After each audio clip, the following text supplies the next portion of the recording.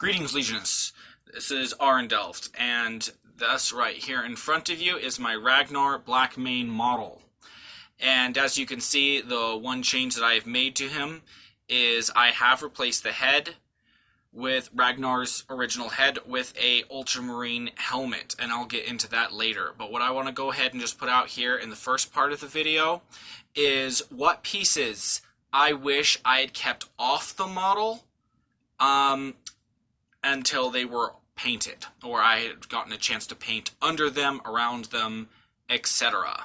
So, the first piece that I really wish I had waited on is over here in 1E, the sword, Frostfang, which is on the sprue, the number 10 part. I really wish I'd held off on that.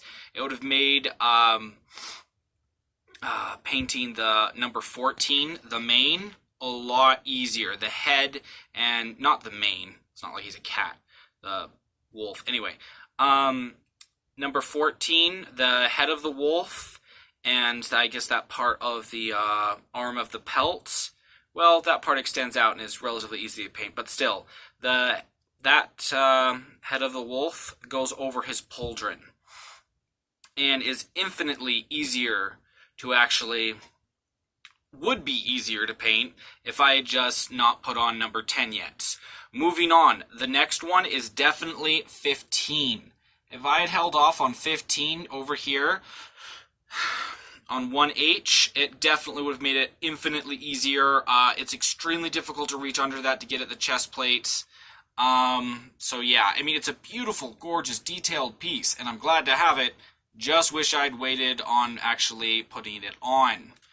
So the next piece is definitely the backpack, number 17.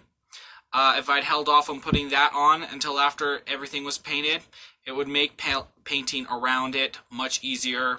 The shoulder pauldron, his left shoulder pauldron, part of the wolf pelts would definitely have been easier, and that would have just made life infinitely easier all around.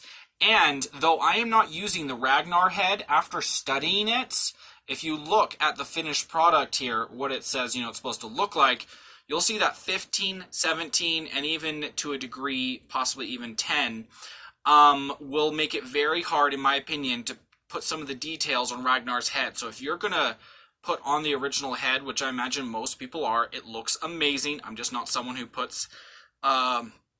who uses bareheaded Space Marines.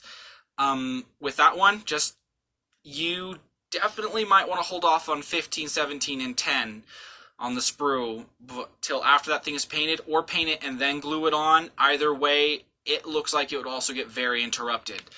So that's my reasoning along those lines. So, my recommendations in that area. Now, as for my paint job, the reason why I've painted him this way is to honor Brand, the King of Wolves.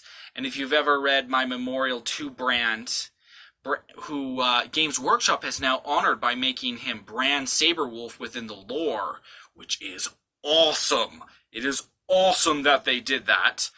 In my own lore, Brand was honored heavily by any and all factions within Warhammer 40k. And yeah, it's just a fan fiction. There's nothing official about it. But that was something I did. And the pallbearers who bore Brand to the place of his kin, they came back with their armor as white as the Way of the White Road, which was the road they bore him on from the House of Taurus all the way to the White Gates, where they passed through, and when they came back, their armor was white. So, my character's armor is white in honor of that. Anyway, and this character, his name is Uomdrak'En Vrokundar, guardian of the Legis Fenrican gene seed. No member of Legis may pursue the gene seed of the Wolves of Fenris without the say of Uomdrak'en. Unlike most of the guardians of the Legionist gene seed, he is not ancient or even old by Legionist standards. He is only 417 Terran years of age, coming the 41st millennium. But he has proven himself time and time again to be more than just a capable and skilled warrior, who is terrifyingly good at this, sorry, I skipped a line there, and skilled warrior who is bonded with the wolf within himself. But he is also a skilled leader who is terrifyingly good at assessing a warrior and understanding what they are capable of. So that is the lore behind the model that I'm using here.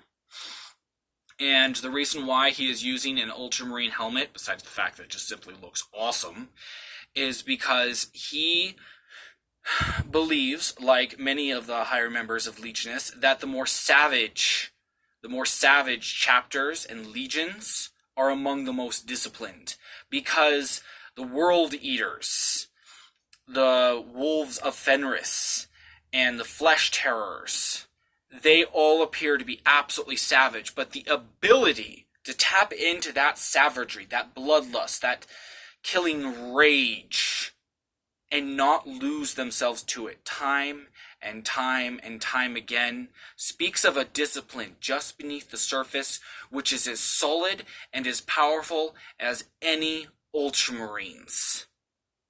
So the irony is not lost on him, nor the higher members of Legionus who recognize these principles. Many others don't recognize this, and they assume that Fenrisians are just savage, wild space marines who know nothing of discipline. That could not be further from the truth. In any case, that is just a quick bit of lore on Uomdrak'en Vrokandar, guardian of the Fenrisian gene seed within Legionus, and that is my reasons why I wish I'd left a couple of pieces off of him to make him easier to paint. 15 especially, getting underneath 15 to paint underneath the paint on the breastplate has been extremely difficult. In any case, if anybody has any thoughts or anything along those lines, please leave it down in the comment section below. I look forward to reading them. In any case, don't get into too much trouble or do. It's always up to you. Toodles!